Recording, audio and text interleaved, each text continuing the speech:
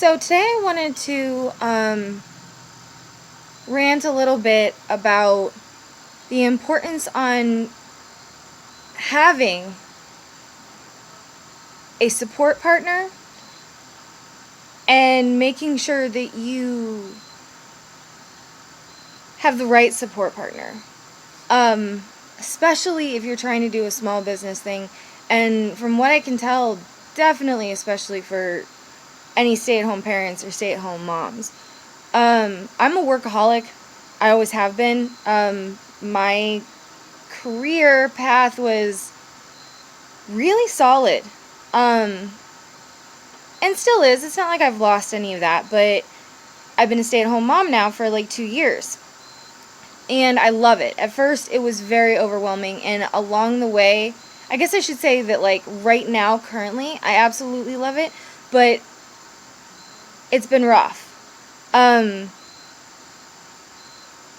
You'll hear people say how important it is to continue to have hobbies, especially into your adult years, mid and late adult years. Hobbies are important, and having a hobby is not selfish, I guess, depending on the hobby. But, I mean, you want to do something that makes you happy purely. And having been a workaholic and kind of had cabin fever and like this itch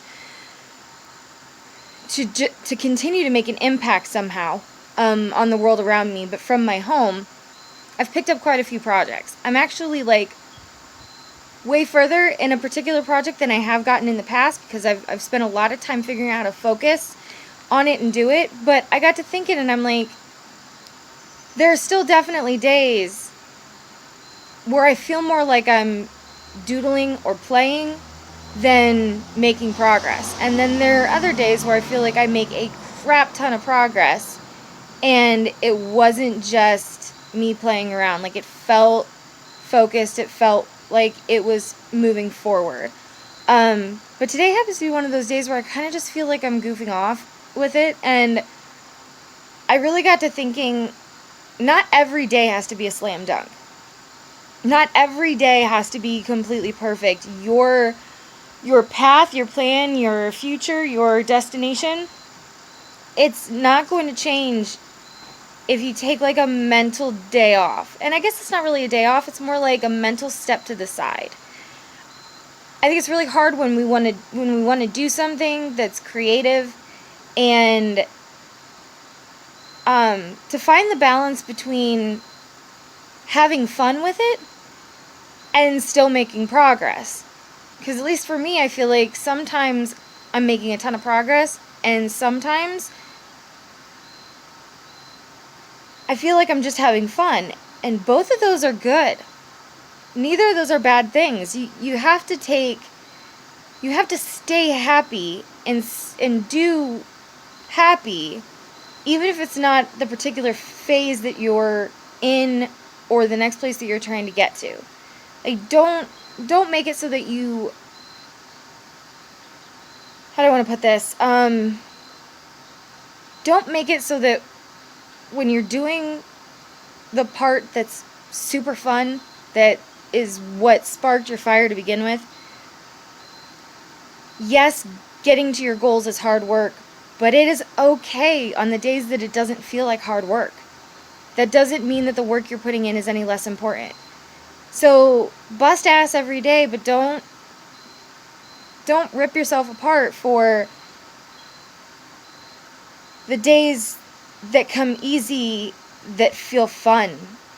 They're just as productive as the days that you feel like you are a workhorse. It is okay, it is great actually, to have a day where what you're doing with your passion feels really good and happy and fun. That's like the best way to take a mental step to the side without feeling like you're ignoring it altogether. And I have an amazing support partner in my fiance, Doug. It's so crazy because I feel like I'm so blessed to have someone who supports me so wholeheartedly. There is not a single type of day, great or awful that I do not feel like I am just blanketed in his love and his support. And that's amazing because I know how rare that is. And it's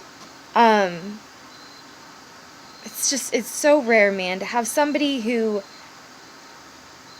lifts you up even when you don't feel like you need lifted up, who is so supportive of the worst days, just as he is supportive, just as they are supportive of your best days.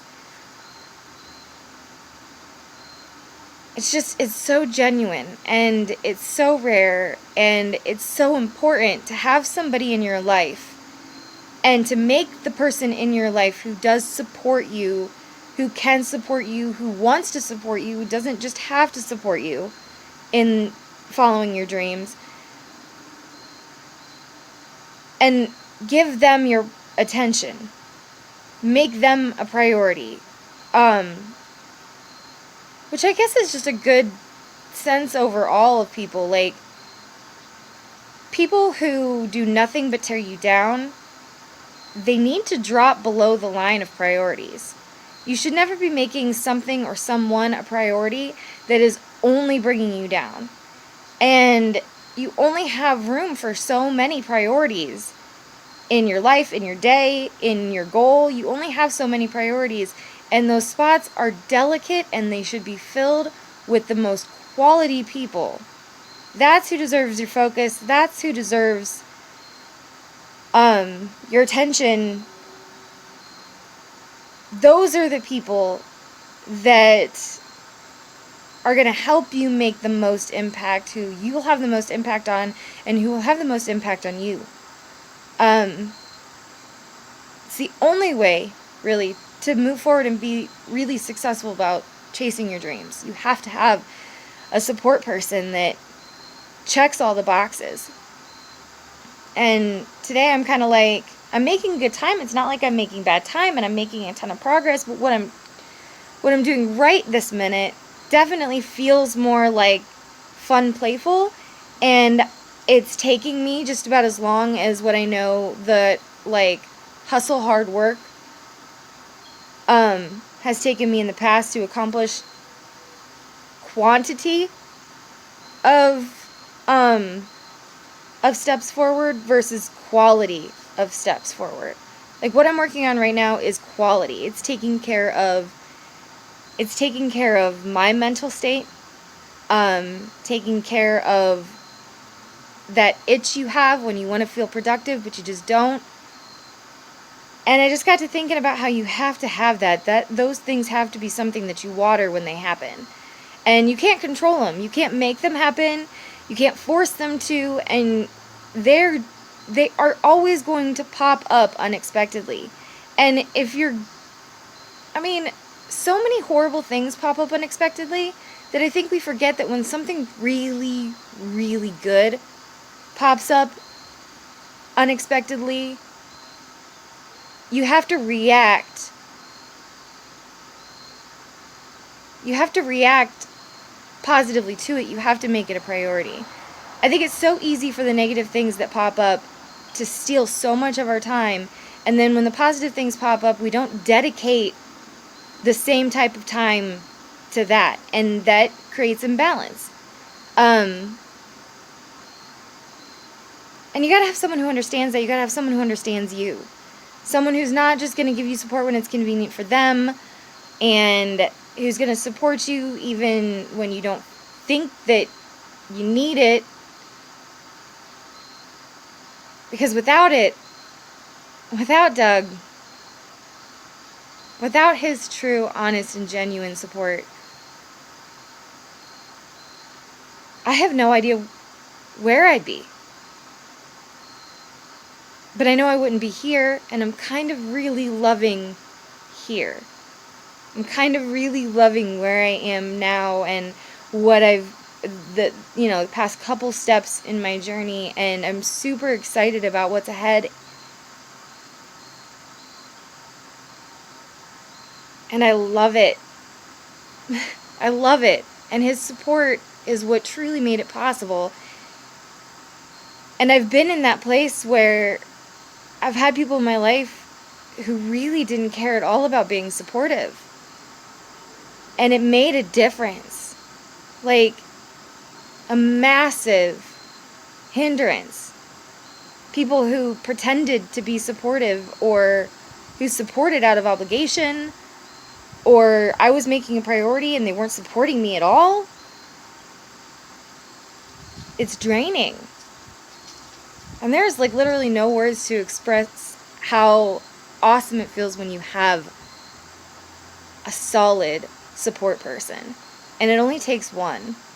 So like, be that support person for somebody else and prioritize the people who support you the most. And you won't feel like you get stuck as often. And when you're stuck, you won't feel as defeated by it. So yeah, that's my rant on the day. Choose wisely, prioritize, and be grateful for support partners in your life.